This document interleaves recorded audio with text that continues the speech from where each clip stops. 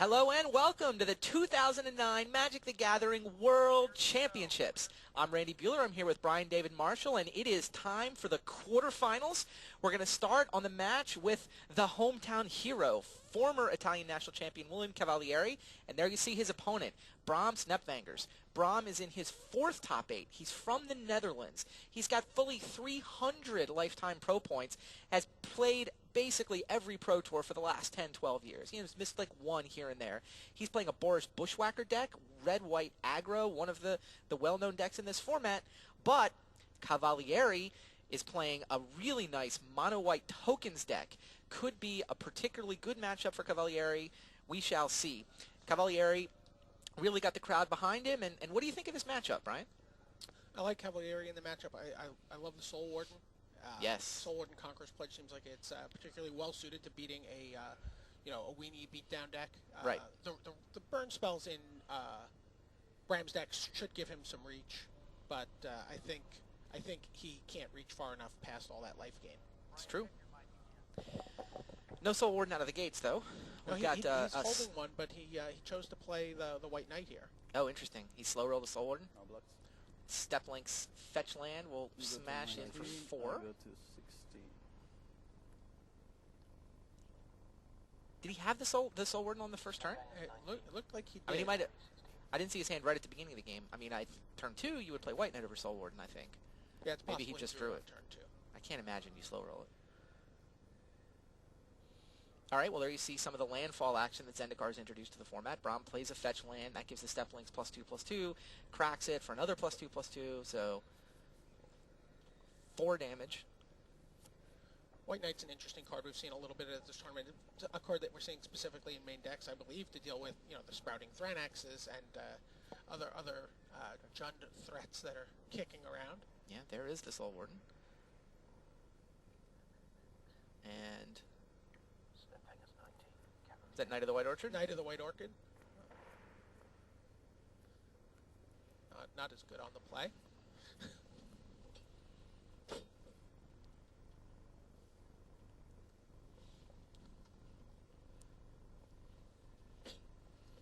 So Cavalieri gains 1 to 17.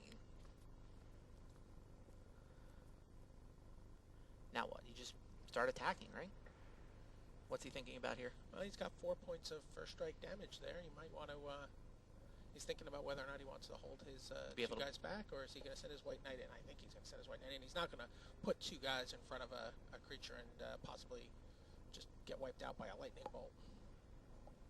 Yeah, it seems like you attack. And he does. So White Knight heads into the red zone. That'll even the life totals at 17 apiece.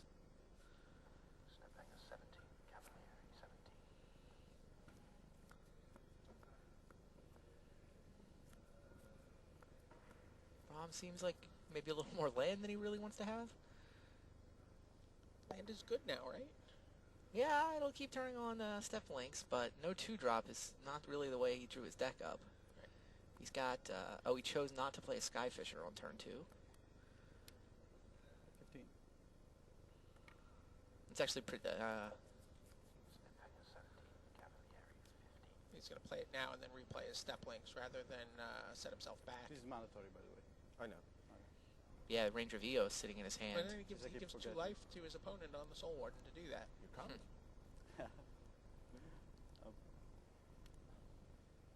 Yeah, that looks like the play, though. Does not want to delay Ranger of Eos by a turn. Okay. So chooses to trigger Soul Warden again instead. Bram helpful. Oh, it's a must on Soul Warden. Soul Warden is a must, absolutely. You are certainly obliged to point that out to your opponent. Bram, one of the more courteous players on the Pro Tour. Definitely. All right. So Steplinks from Cavalieri. Another life. Wow, blisteringly fast win on the back table. Terry So already up a game on Manuel Boucher. Turn 4 kill. Now that is a based on what I speaking to Olivier Ruel and Antoine Ruel, who were handling the play testing for Manuel Boucher last night. That is a crippling blow. Manuel Boucher is a 75% favorite they felt in game 1. Wow. And it's a 50-50 post sideboard and maybe slightly worse post sideboard, and they felt that winning game 1 was critical for Manuel to advance to the semifinals.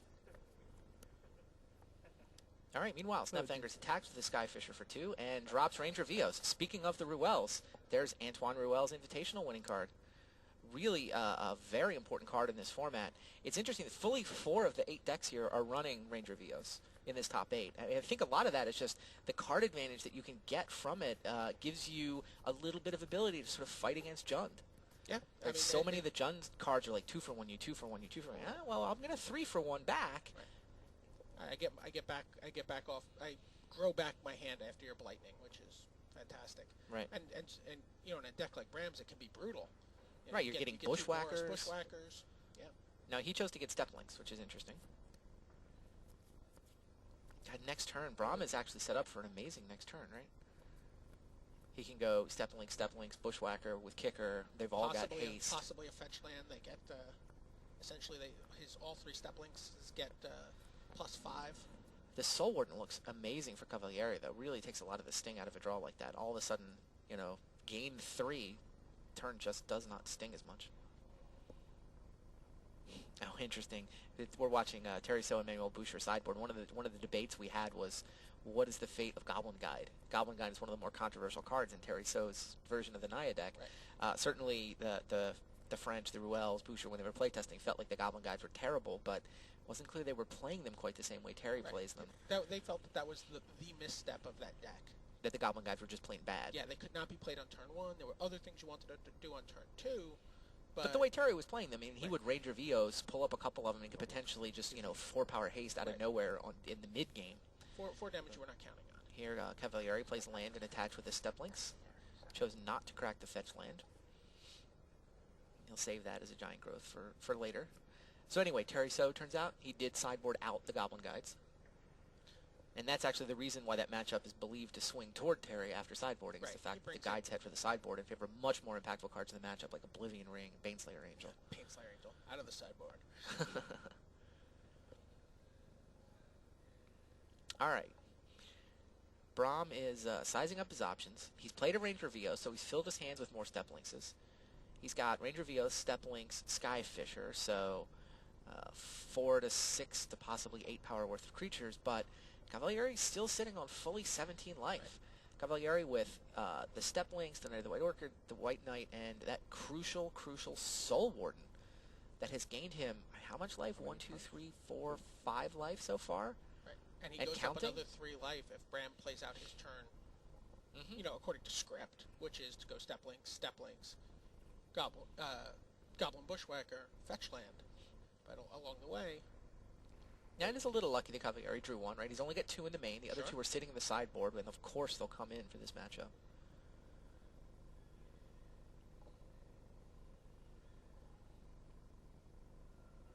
Another Ranger in hand for Bram.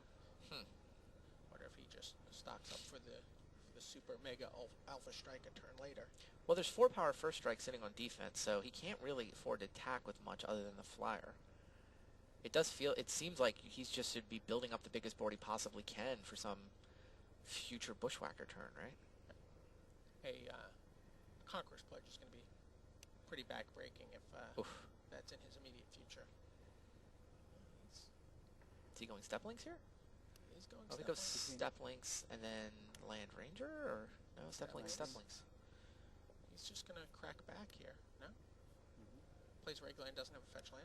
Okay, there's the Bushwhacker. 20, yeah? So he does go Steplinks, Bushwhacker with Kicker, which gives everybody +1/+0 and haste. Right. Cavalieri's at a full 20 at this point. Crazy. I'm attacking. Yeah, and Braum sends everybody. All those Steplinkses are 3 3s. Oh, he doesn't want to send in anybody that can get first struck down. Maybe. Like, all of those creatures win a fight against one first striker. 3/3 Ranger, I think. Ranger is 3/3. It's a good point. I think you just smash. It's not like he wins by playing the long game here, right? In for a penny, in for a euro, right?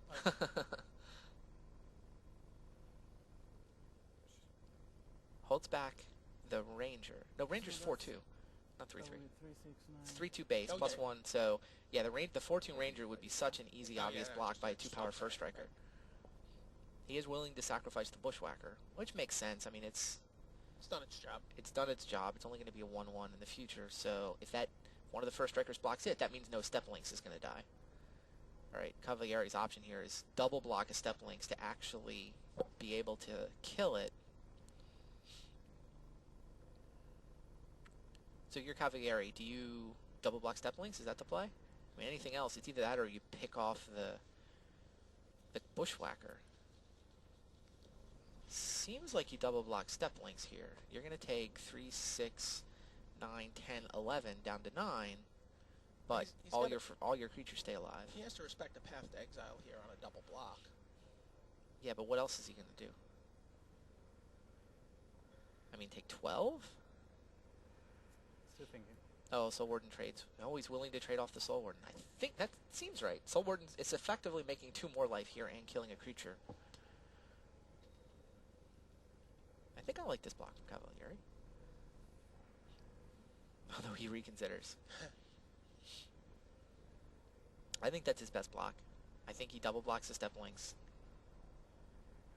I guess it's a little different if he's holding Conqueror's Pledge. You know, but he, under that circumstance, he's looking to take 9. Still at 11. No. Yeah, so Soul Warden will trade with the Bushwhacker. The 4-power first strike will eat a Step Links. He's very happy to see neither of those guys get pathed out from under him. Knows there's no path from Bram. That's yeah, great. He now knows there's no path to exile. That's exactly right. So Cavalieri falls to 11, and Huntab's very happy to have survived that double block. So dangerous to double block when against an opponent who can potentially kill one of those creatures. Yeah, I mean, Bram's clearly representing path there. 2 cards. Mm-hmm. Yeah, I mean, is that a semi-bluff from Bram? But yeah, I don't think Cavalieri could afford to play around path there. No. No, he has to get one of those off the table. Cavalieri's hand is 3 lands.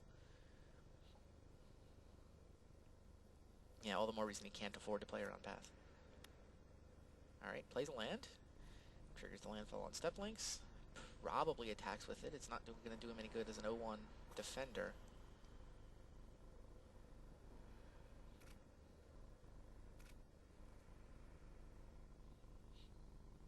Now we know Braum has another Ranger, right? Yes. So he can Ranger for Bushwhacker if he's got the 6th land, I believe.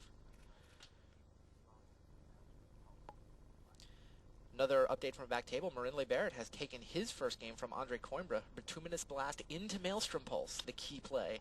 Sounds pretty exciting. We've all seen a lot of that lately.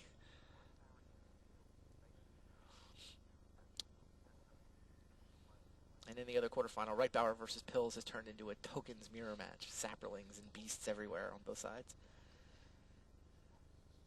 I thought Reitbauer's Jund deck was a little interesting. We see, Master of the Wild Hunt in it. He can make a few more tokens. Wow, look at Brahm's hand is really good.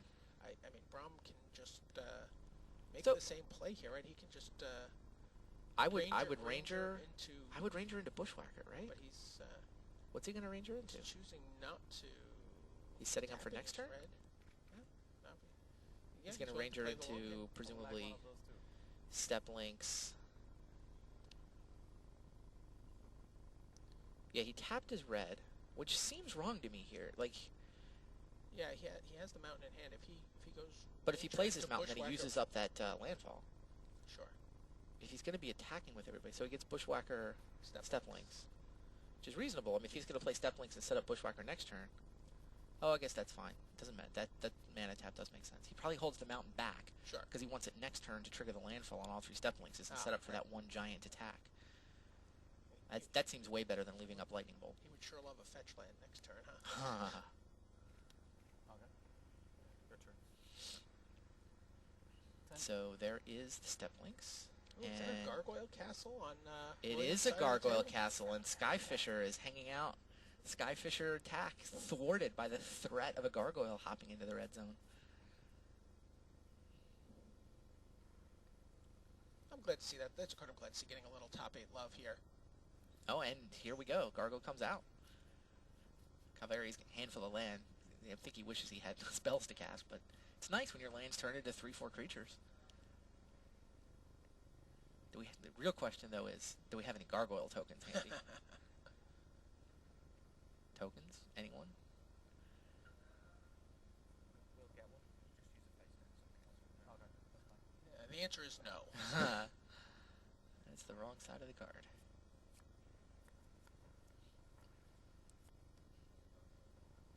Cavalry drew Knight of the White Orchid. Yeah. Which does not trigger, but it's still a First striker. still a first striker. Definitely relevant. Holds off the, you know, he can eat each of the rangers here. Yep. But still a potential for a lot of damage coming through this turn. Yeah, I mean, Brahms set up for a big bushwhacker turn. We know he's got a mountain. Oh, he drew a fetch land. Wow. Wow, my landfall has so changed. Like, it used to be the lands were the bad draws. All of a sudden, in this standard, you're like, yes, I drew a land. I drew a fetch land that's going to deal me a point of damage. This is awesome.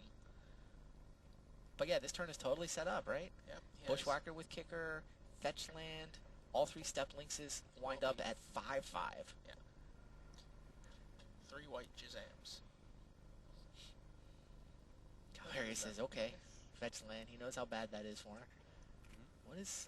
Oh, he's holding off on the bushwhacker? Sure. Really?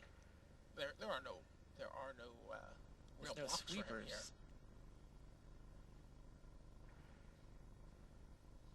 Cavalieri could have path. Huh.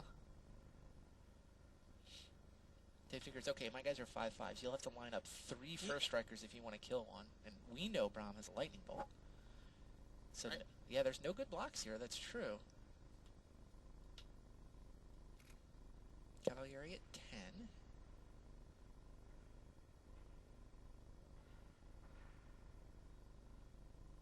Gargoyle and a first striker can potentially tag team a Steplings. Steplings would trade for either one of them. There's no good double block, right? Why you didn't go? He can't block 2 of them and he can't even threaten to kill 2 of them. Right. Yeah, I guess Bram's play here is pretty good. And that bushwhacker's public knowledge, so Cavalieri's got to be saying, well, he chose not to play the bushwhacker. What does that mean? 3 first strikers in the path of 1. I mean, I don't think Cavalieri has a choice. He's got no action in his hand. He has to put Brahm on blanks. He can put... But now this lightning bolt is going to be so bad. So he has a fetch land to turn on his step links. Oh, okay, so that gets it to... So... Oh, right, so the fetch land with the step links does mean... So he's going to eat he's one threatening step to links kill here. both step linkses. But he's going to get... He's only going to get 1. And he's going to get all 3 of his first strikers killed. That's the bad news. That's Like the that question. lightning bolt. What's more important to Bram here? Getting rid of... Oh, I think you getting rid of all 3 you first lightning bolt a strikers. first striker. Yeah. You lightning bolt the first striker. The step links kills the other 2 first strikers and survives. Absolutely. Mid combat fetch lands as On both sides. Boom, yep. Yeah, there's the lightning bolt. So that 2/2 first striker dies. Now it's 4 power worth of first strike versus a 5 toughness step links, and blood. All right, David Reitbauer has taken a match on the back table. So the Austrian over the German. William takes 5. He falls to 4 Yeah. combined. Cavalieri takes 4 down to 5. Everybody knows Brahms got a bushwhacker set up. Brahms played this game really well. Those Rangers of Eos have been amazing. It turns out, I mean, they've trumped the Soul Warden, right? Yeah.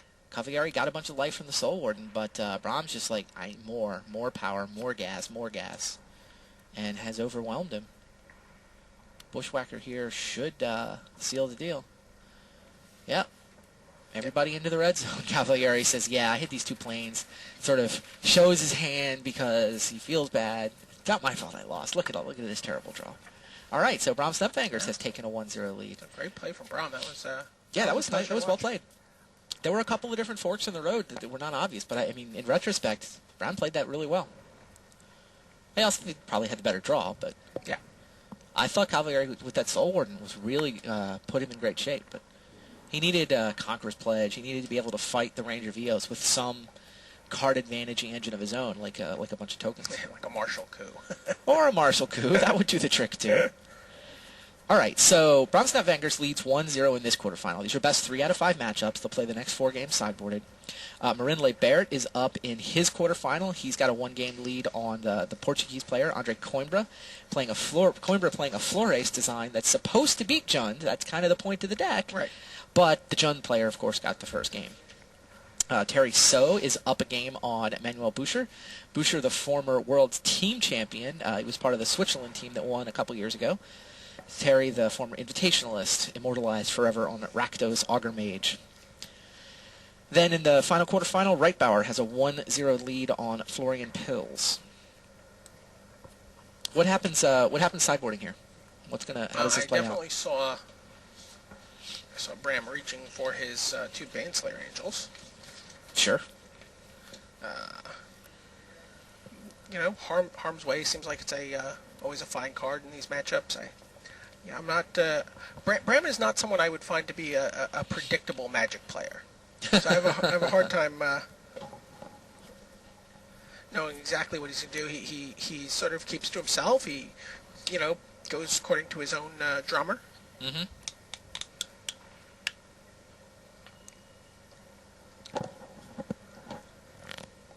Cavalieri is, probably brings in 1 Brave the Elements.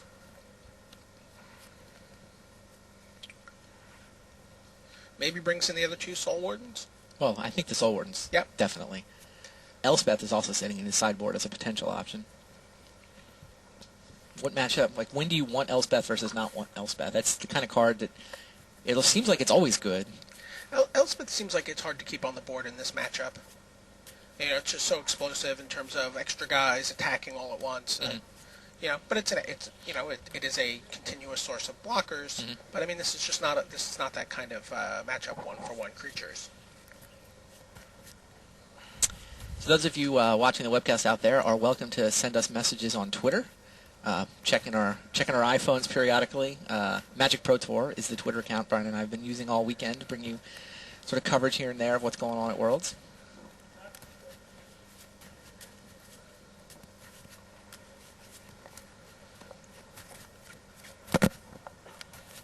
Now, your pick to win this tournament, you said, was William Cavalieri. He was my pick to win this match for sure.